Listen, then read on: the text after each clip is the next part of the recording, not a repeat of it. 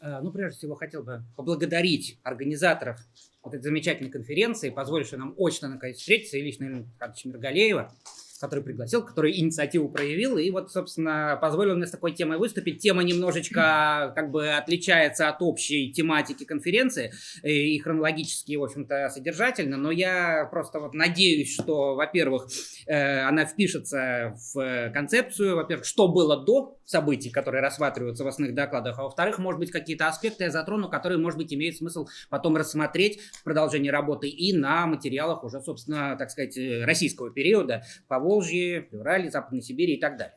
Вот. Ну, собственно, речь пойдет именно о гарантиях владельческих прав, которые нашли отражение в ярлыках ханов тюрко-татарских государств. Это речь пойдет о ярлыках ханов Золотой Орды, там порядка 10 документов было рассмотрено, 2 ярлыках казанских ханов и около 30, наверное, ярлыков крымских ханов 15-18 веков. Вот. Ну и в некоторых случаях привлекались также дополнительные материалы, вот грамота хан Шатыдулы русской церкви, в частности, подзаконные акты ханских наместников по различных регионах Золотой Орды и некоторые документы Крымского ханства, включая кадиаскерские тетради и некоторые даже вот исторические хроники.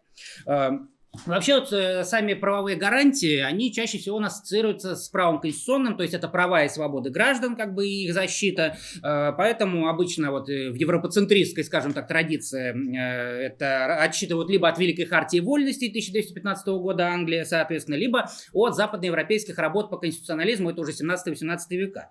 Но, тем не менее, гарантии распространяются защиты прав не только на личные права, но и имущественные, и поскольку большинство ярлыков, дошедших до нашего времени, это либо тарханные, либо суергальные грамоты жалованные, а связанные в том числе и с имуществом, вот это как раз позволило рассмотреть некоторые гарантии защиты этих прав. Не только права предоставлялись, но и как-то прописывались механизмы возможной защиты этих прав от посягательств противоправных, соответственно. Ну, здесь, значит, если говорить о гарантиях, можно разделить на 2 основные группы. Первая группа – это запреты, скажем так, должностным лицам, обладающим определенной властной компетенцией, воздерживаться от посягательств на вот это самое защищаемое имущество. В общем-то, круг лиц и само содержание запрета многократно, в общем-то, исследовалось. Это как раз-таки те самые должностные лица, администраторы и Золотой Орды ее наследников. Этому посвящено много документов, поэтому здесь можно подробно не говорить. Но здесь гораздо интереснее рассмотреть именно круг объектов владельческих прав, которые очень сильно зависит от того, ну, кто являлся держателем ярлыка, обладателем тех самых прав и, соответственно, гарантий. Если это было частное лицо или род, семья, то здесь, конечно, мог отдельный объект имущественный быть. Такой, например, как колодец там в степной или полупустынной местности, или участок земли. Вот, например, в подзаконных актах Золотой Орды, вот, жалованных грамотах венецианских купцам Азова, там говорится об освобождении даже от лишних налогов трактиров, таверн. Вот. Специфическим объектом права являлось имущество кораблей, которое выбрасывалось на берег, на которое тоже нельзя было посягать, наоборот, нужно было предпринимать усилия, потому чтобы вернуть вот иностранцам, этим корабельщикам имущество, которое в результате шторма вроде бы стало бесхозным, но на самом деле имело хозяев. Если речь шла о таких владельческих аристократических семействах или даже общине целой, то круг объектов очень сильно расширялся.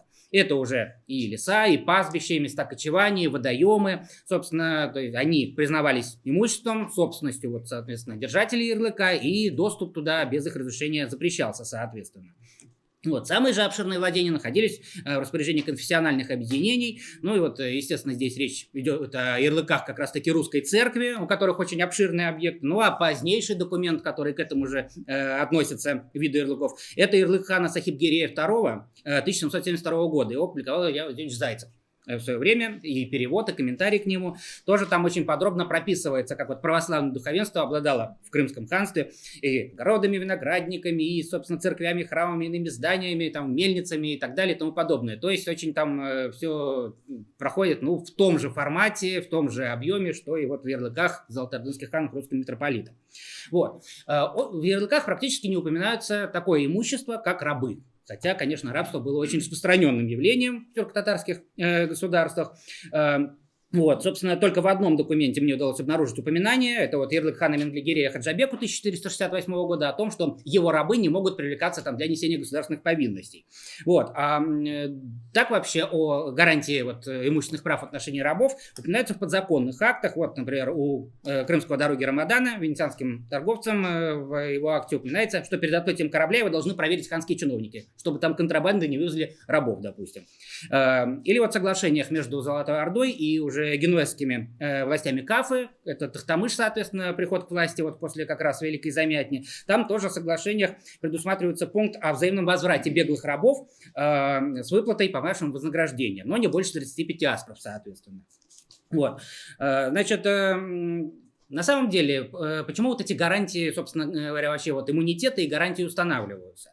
Специалисты по истории традиционного государства считают, что это для государства такая поддержка престижа, то есть не могли собрать налоги с каких-то там отдаленных территорий или каких-то особых регионов с особым статусом, лиц с особым статусом, поэтому предоставляли иммунитеты, чтобы не выглядеть беспомощными в глазах населения. Ну, в какой-то степени, может быть, это и можно применить и к тюрко-татарским государствам, особенно к тому же Крымскому ханству, когда ханы не всегда могли дотянуться до привилегированных каких-то сословий, мощных каких-то родоплеменных структур, типа тех же ширинов, аргынов и так далее, соответственно.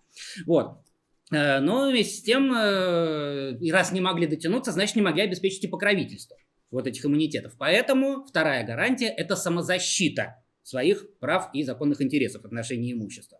Вот в ярлыках русской церкви предписывалось, что взятое следует вернуть. То есть, допустим, если представитель ордынской власти покусился на какое-то имущество русской церкви защищенное, то тот же представитель духовенства мог предъявить, собственно, документ, оригинал или копию ярлыка, и на этом основании потребовать его возврата, соответственно.